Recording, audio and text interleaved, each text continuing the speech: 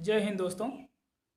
Awadh study centre Mahbubganj में आप सभी लोगों का मैं एक बार फिर से स्वागत करता हूं।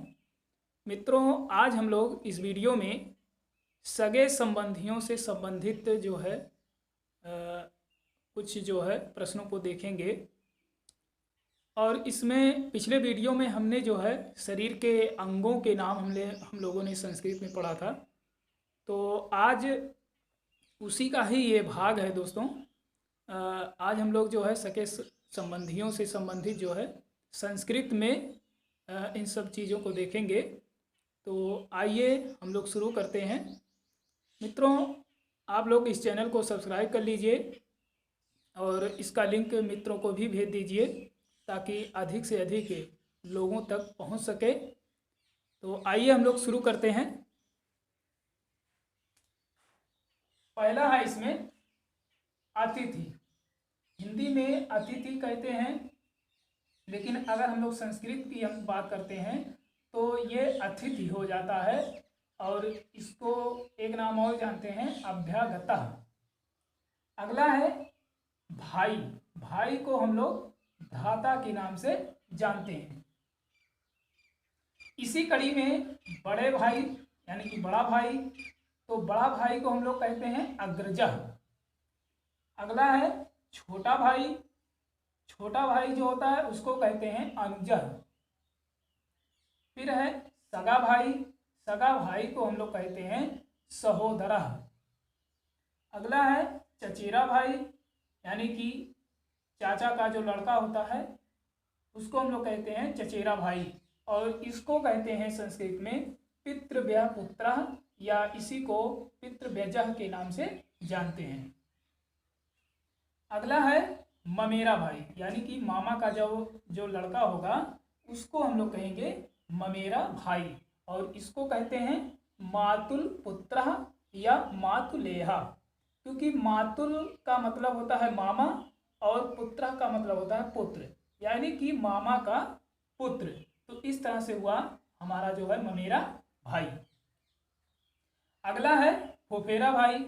फुफेरा भाई को कहा जाता है पैतृ बस स्त्रिया। अगला है मौसेरा भाई, यानी कि जो मौसा का लड़का होगा उसको कहते हैं मौसेरा भाई।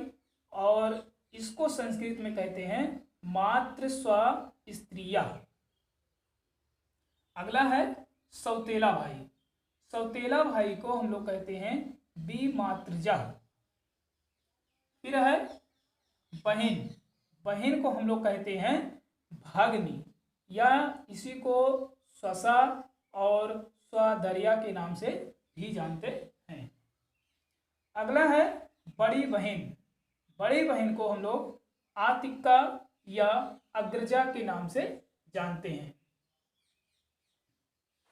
इधर है, थोड़ा सा देख लेते हैं। चाचा, यानी कि बड़े पिताजी के छोटे भाई। तो चाचा को हम लोग क्या कहेंगे? पितृव्यः या तातका। अगला है चाची। चाची को हम लोग क्या कहेंगे? पितृव्याणी, या इसी को पितृव्यापत्नी कहते हैं। अगला है बड़े पापा। बड़े पापा को हम लोग कहते हैं प्रतातः या ज्येष्ठ ताता। ज्येष्ठ का मतलब होता ही है बड़ा। अगला है बड़ी अम्मा। बड़ी अम्मा को हम लोग क्या कहेंगे? ज्येष्ठाम्बा या अम्बाला। अगला है मामा। मामा को हम लोग मातुलः के नाम से जानते हैं संस्कृत में। अगला है मामी। मामी को मातुली या मातुलानी। अगला है फूफा। फूफा को हम लोग पितृस्व श्रीपति के नाम से जानते हैं। अगला है बुआ। बुआ को हम लोग पितृस्वसा के नाम से जानते हैं। दोस्तों, ये जो हम बता रहे हैं संस्कृत में, ये काफ़ी बार पूछा भी जा चुका है बीटीसी में, और टेट और सीटेट में तो पूछा ही जाता है। और बीटीसी के लिए भी काफ़ी ये हेल्पफुल है दोस्तों। और इस चैनल को आप लोग सब्सक्राइब कर लीजिए और अधिक से अधिक लिंक अपने मित्रों को भी शेयर कर दीजिए ताकि अधिक से अधिक लोगों तक ये पहुंच सके। आगे है मौसा। मौसा जो है इसको संस्कृत में कहते हैं मातृ स्वा श्रीपति। अगला है मौसी। मौसी को हम लोग कहते हैं मातृ स्वसा। फिर है अगला भाभी। भाभी को हम लोग क्या कहेंगे? भातृजाया या भामिनी या प्रजावती के नाम से जानते हैं। और अगला है साला। साला को हम लोग क्या कहेंगे? स्याला। ये साला का जो है स्याला हो जाता है। आगे है इसी क्रम में दोस्तों, बड़ी बहन तक हो गया था। छोटी बहन। छोटी बहन को हम लोग अनुजा के नाम से जानते हैं। फिर है आगे सगी बहन। सगी बहन को हम लोग सहोदरा के नाम से जानते हैं। फिर है आगे पति। पति को हम लोग पति या भर्ता या वरह के नाम से जानते हैं। आगे है पत्नी। पत्नी को हम लोग भार्या या अर्धांगिनी के नाम से जानते हैं। इसी क्रम में साला का पुत्र तो ये हो जाएगा स्यालजा, और साली है तो इसका हो जाएगा स्याली या स्यालिका। इसी क्रम में साढ़ू को हम लोग कहते हैं स्यालिपति या सडोका। अगला है बहनोई, यानी कि बहन की जो आदमी होता है उसको हम लोग बहनोई के नाम से जानते हैं, जैसे कि जीजा। तो इसको हम लोग क्या कहेंगे? भग्निपति या आबुत्ता।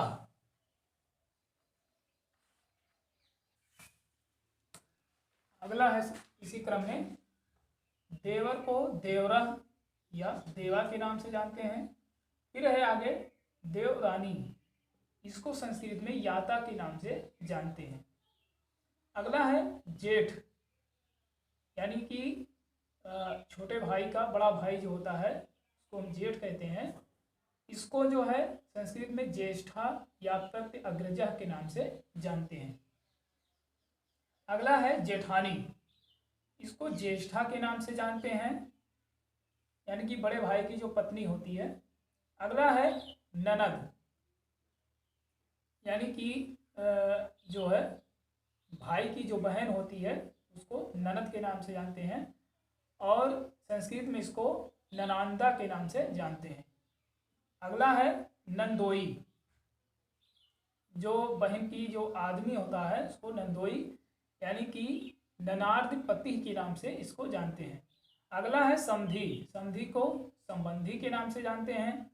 फिर है समधिन। समधिन को संबंधिनी के नाम से जानते हैं। अगला है सास। सास को स्वाश्रु के नाम से जानते हैं। फिर है ससुर। ससुर को जो है स्वासुरह के नाम से जानते हैं। फिर है अगला दामाद। दामाद को जामाता के नाम से जानते हैं। इसी क्रम में आगे है पोती। पोती को जो है पौत्री के नाम से जानते हैं।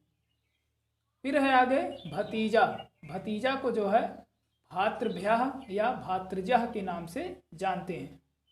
अगला है भतीजी। भतीजी को भातृसुता या भातृजा के नाम से जानते हैं।